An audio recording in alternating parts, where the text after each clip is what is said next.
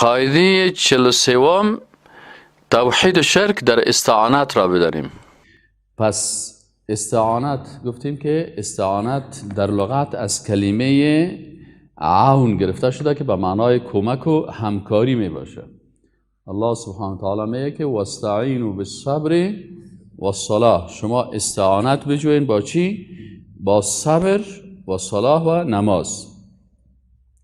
پس استعانت که است در لغت به معنای همکاری و کمک است و در اصطلاح چی است؟ استعانت میگه که هی الاعتماد علی الله فی جلب المنافع و دفع المضار مع الثقة فی تحصیل ذلك. پس استعانت در اصطلاح چی است؟ که دو چیز داشته باشه. اول اعتماد به الله داشته باشی در جلب منفعت ها و دفع مضرات ها، و دوم چی داشته باشی؟ موثق باشی، ثقه و مطمئن باشی که این مشکل مرا برای من الله حل میکنه. پس استعانت باید دو چیز داشته باشه. استعانت اصطلاحی در عقیده، وقتی ما یک مشکل داشته باشیم اعتماد به الله میکنیم که الله هست بر ما منفعت جلب میکنه و الله هست که ضررها را از ما دور میکنه و ما به او مطمئن موثق هستیم که الله این کار میکنه برای ما. و استعانت گفتیم دو قسم است، یکی استعانت در عالم اسباب است و یکی هم استعانت در عالم مافوق اسباب است. چون ما و شما در عالم اسباب زندگی میکنیم، وقتی در عالم اسباب زندگی میکنیم بناهن اگر از یک انسان در عالم اسباب چیزی که به تواناییش است کمک میخواهیم، این کدام مشکل اعتقادی نداره. وقتی که ما در عالم اسباب زندگی میکنیم الله میگه و تعاونوا علی البر و التقوی، شما در نیکی ها و در تقوا چی کنین؟ با هم همکاری بکنین. پس ما میتونیم که در مسائل نیکی با دیگرها کمک بکنیم و یا از کسی در این مسائل کمک بخوایم. ایناله اگر پیش دکتر میریم و دوا میگیریم، این از دیدگاه عقیده کدام مشکل نداره. ایناله استعانت یکی در عالم اسباب است و یکی هم استعانت در مافوق اسباب است. در عالم اسباب استعانت همی است که ما شما کمک میگیریم با چی؟ با همون وسایلی که الله برای ما خلق کرده. و عالم مافوق اسباب کدام یکی است که در اونجا باز انسان ها تصرف ندارن. باز عالمی که مافوق اسباب است، مثلا الله سبحانه و تعالی اذا اراد شیئا ان یقول له کن فیکون، وقتی که الله یک چیز اراده بکنه، وقتی که امر کنه که شو میشه. اما انسان ها مثلا الله بخواه که آسمان یا زمین خلق میکنه گفت که شو شد. اما ما و تو اگر یک خانه هم میسازیم به اسباب و وسایل چی داریم؟ نیاز داریم، چون ما در عالم اسباب زندگی میکنیم و در عالم ما فوق اسباب انسان ها تصرف ندارن. از این خاطر وقتی که دکتر جواب میده که تو صحت پیدا نمیکنی، میموری و زندگی تو ختم است، پس اینجا دیگه باید به کی مراجعه بکنی؟ به خالق متعال مراجعه میکنی، چرا که عالم ما فوق اسباب و ما فوق اسباب مربوط به خالق متعال است و ای که مثلا انسان ها هستن اینا تصرف ندارن در این عالم. از این خاطر است که الله سبحانه و تعالی در عالم ما فوق اسباب میگه که بر ما شما تعلیم داده که بگیم ایاک نعبد و ایاک نستعین. پس ما در عالم ما فوق اسباب همیشه از کی کمک میخوایم؟ از الله سبحانه و تعالی کمک میخوایم. یک مسئله بسیار مهمی است که یکی این باید یادداشت هم بگیرین و حفظ هم داشته باشین کسی که عقیده رو میخونه، که یکی مسائل تکوینی هست و یکی مسائل تشریعی هست.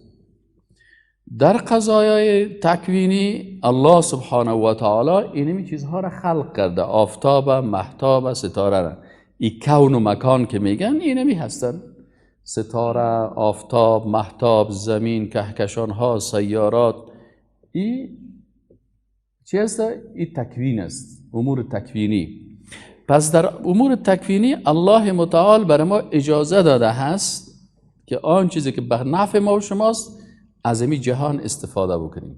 از آفتاب استفاده بکنیم، از انرژی آفتاب استفاده بکنیم، از مهتاب استفاده بکنیم، از روشنی مهتاب استفاده بکنیم، از زمین استفاده بکنیم، از بحر و نهر و از همه چیز ما و شما الله بر ما در امور تکوینی که خلق کرده در عالم اسباب اجازه داده که ما و شما از این چی کنیم؟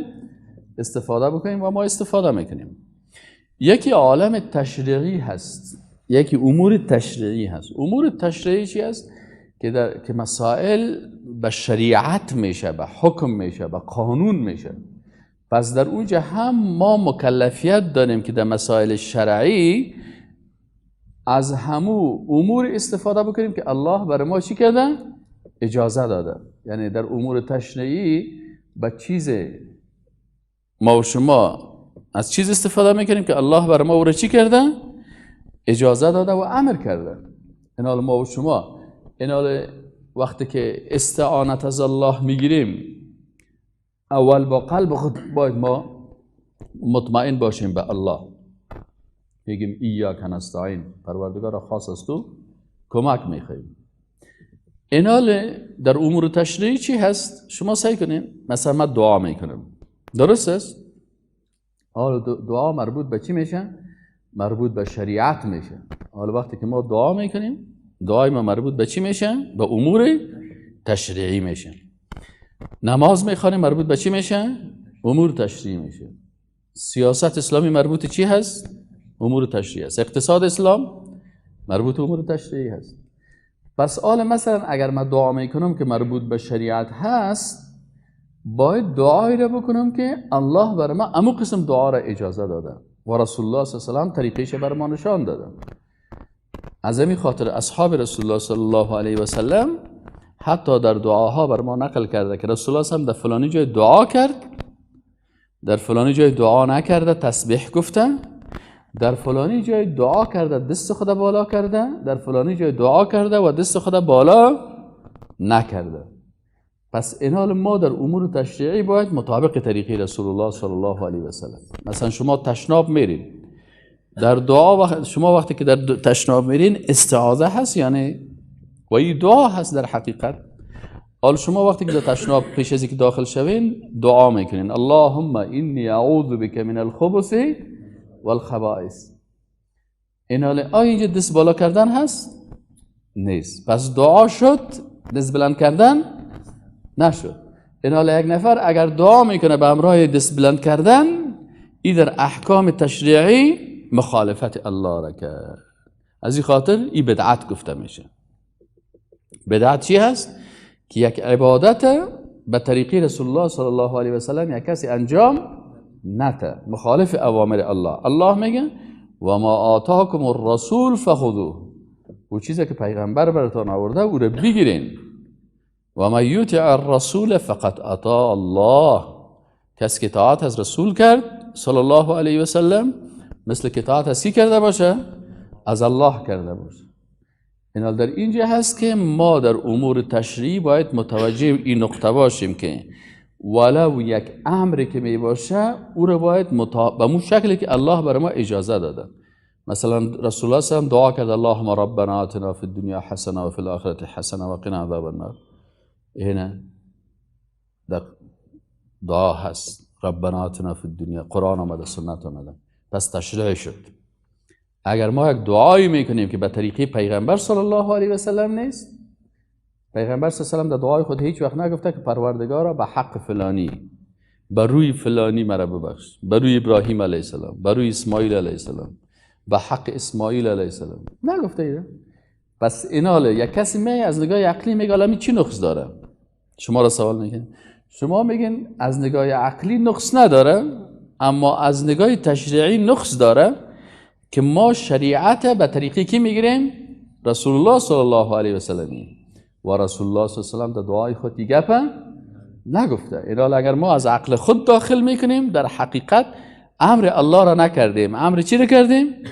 امر عقل خدا کردیم. و در مسائل تشریعی باز اینجا حق عقل اجتهاد اجازه نیست.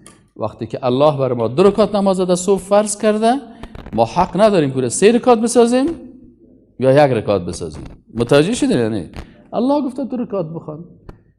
بعضی کسان میگن 2 رکعت، من یاد میکردم که 10 رکعت نماز فرض صبح میخونیم. بعد از نماز؟ میگیم بله، چون از عددی که پیغمبر تعیین کرده تو زیاد کردی، با وجود که نماز خوب چیز است، چون مخالف امر الله و رسول شده این نماز خراب شده. نفهمیدید؟ فهمیدین نه؟ یعنی یک نفر میگه برادر عزیز بعضی اوقات استدلال همین میشه. فهمیدین نه؟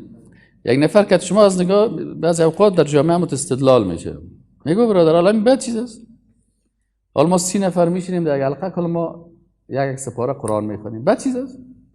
میم خواندن قرآن خوب است، ختم خوب است، اما همین طریقی که شما از دل خود جور کردین همین غلط است.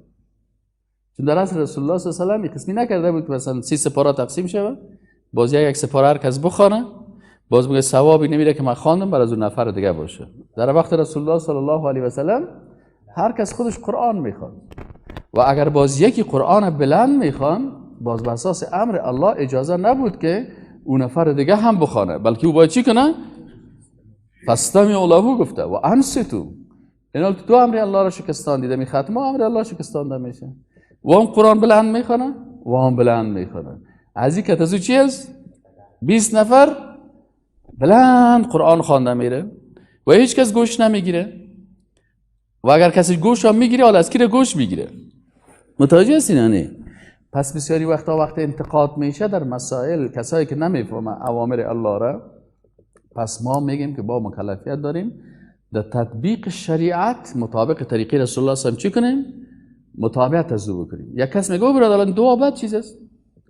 نه، دعا بد چیز نیست، اما تو که برای قبر دعا میکنی این بد چیز است. چرا رسول الله صلی الله علیه و آله دعا برای قبر نکرده؟ گفته الدعاء هو العباده. دعا چی است؟ عبادت است، باید به طرف قبله شوه. پس دعا خوب چیز است. یک کسی میگه روزه بد چیز است، میگیم نه خوب چیز است. خیلی من روز جمعه روزه میگیرم، میگیم نه همین روز جمعه روزه گرفتن این بد چیز است. نفس روزه بد نیست، اما اگر تو روزه را مطابق مخالف امر الله روزه میگیری، مخالف امر رسول الله هم روزه میگیری، اینمی چی شد؟ بد شد. فهمیدین یا نه؟ پس اینا بسیاری اوقات در بسیاری از مسائل مردم در این مسئله گپ میزنن. شما 2 رکعت نماز فرض خواندین صبح، چرا 2 رکعت میخوانید؟ من 2 رکعت کفایت نمیکنه، من خوب وقتم دارم، من 10 رکعت نیت کردم 10 رکعت نماز چی بخوانم؟ فرض صبح. بد چیز است؟ نه که بله. ندیدین سبیل مردم نماز بد میگن. باز میخوام میگم دیدین من نماز میخوام، مرا گفتن بد کار کردی. ما میگیم نماز بد چیز نیست، اما تو 2 رکعاتی که پیغمبر تعیین کرده او را تو 10 رکعت ساختی، تو در کار پیغمبر چی کردی؟